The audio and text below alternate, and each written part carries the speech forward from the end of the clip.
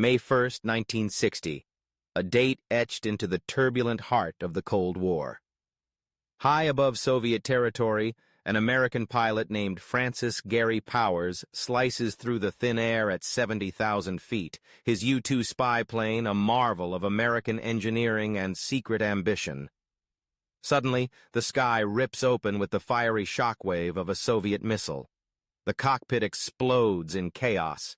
Powers barely escapes, parachuting into the vast unknown, unaware that his capture will ignite an international firestorm and drive the United States and the Soviet Union closer to nuclear catastrophe than ever before. This was no isolated incident. It was merely one of countless battles in a hidden war. While the world watched the superpowers clash in Korea, Vietnam, and along the Berlin Wall, another battlefield, the one of espionage, betrayal, and double agents, raged in the shadows.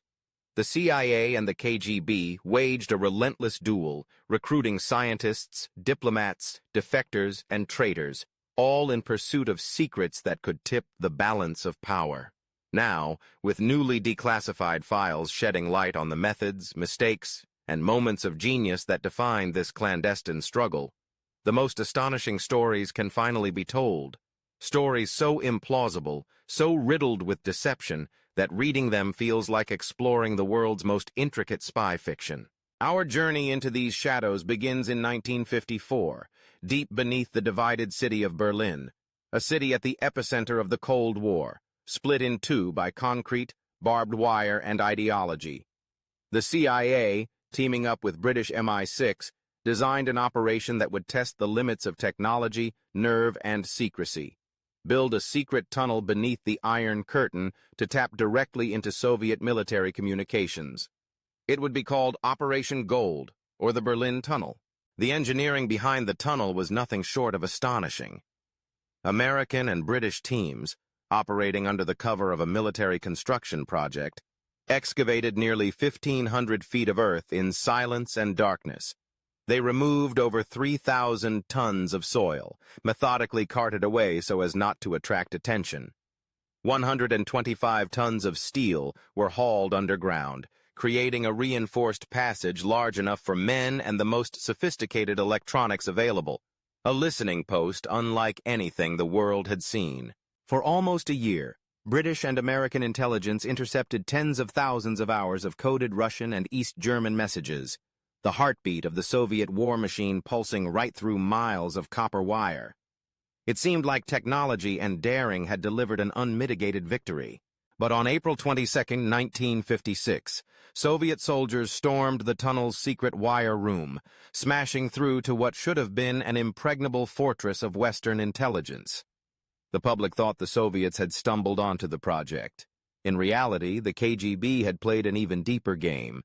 Their trusted MI6 officer, George Blake, a man privy to the deepest secrets of the operation, had betrayed it to Moscow before the first shovelful of dirt had been moved.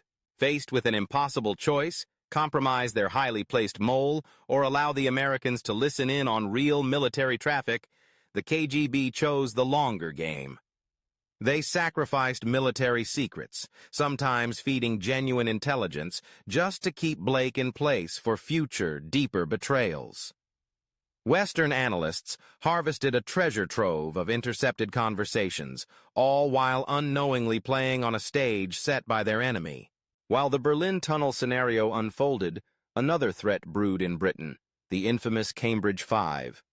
In the 1930s, as fascism loomed over Europe, Soviet recruiters had exploited idealism at Cambridge University, quietly enlisting 5 young men, Kim Philby, Guy Burgess, Donald MacLean, Anthony Blunt, and John Cairncross. These were not conventional moles. They would climb the highest ranks of British society, entering the very heart of intelligence and policy-making. Philby, the brightest and most connected, rose to the position of Chief of Soviet Counterintelligence at MI6. The fox was not just in the henhouse, but running the security patrols as well. Through Philby and his Cambridge compatriots, the Soviets gained access to thousands of Western secrets, operations, and agent identities. Some betrayed assets were arrested. Others disappeared forever, casualties in a secret conflict that left no graves to mourn. The scope of the betrayal was so vast that even grizzled KGB officers questioned whether it could be real. Had the West really left itself so naked to its enemy? In reality, the Cambridge Five proved the terrifying vulnerability of open societies. Trust could be manipulated, and patriotism could be reforged in the crucible of ideology. The drama did not stop with Britain.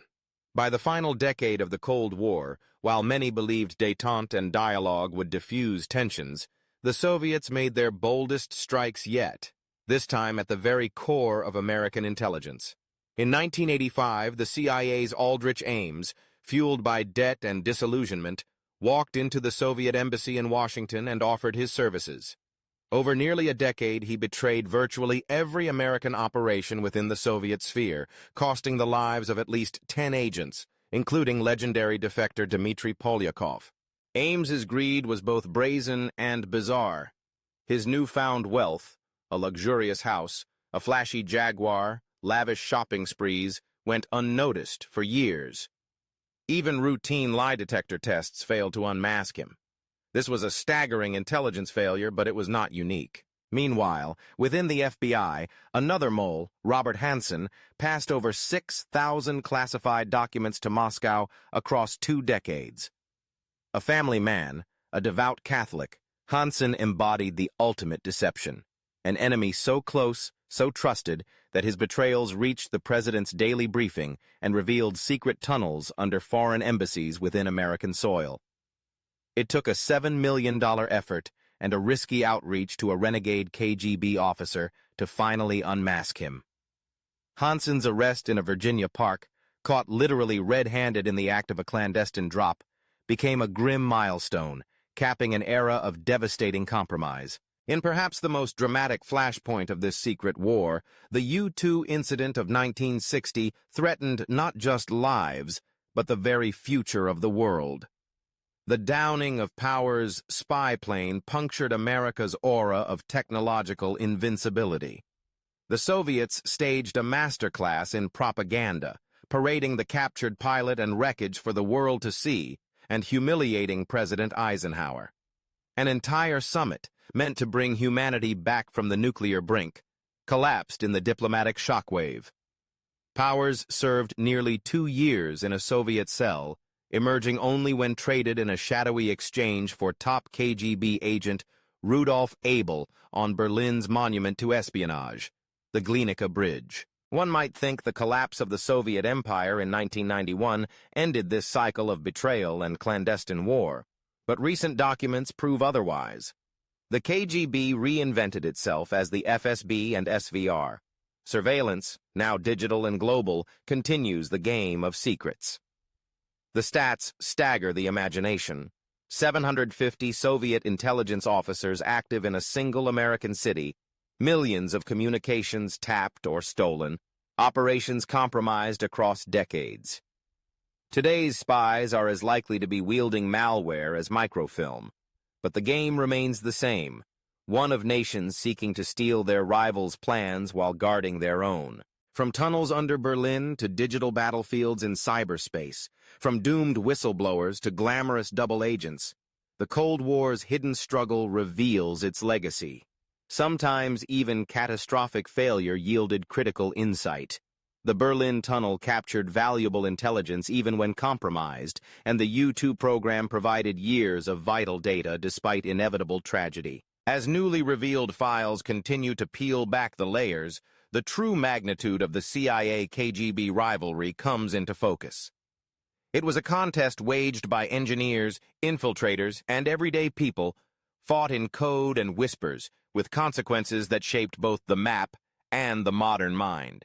And while the methods evolve, the underlying truths of trust, betrayal, and the hunger for knowledge remain unchanged, echoing through today's corridors of power.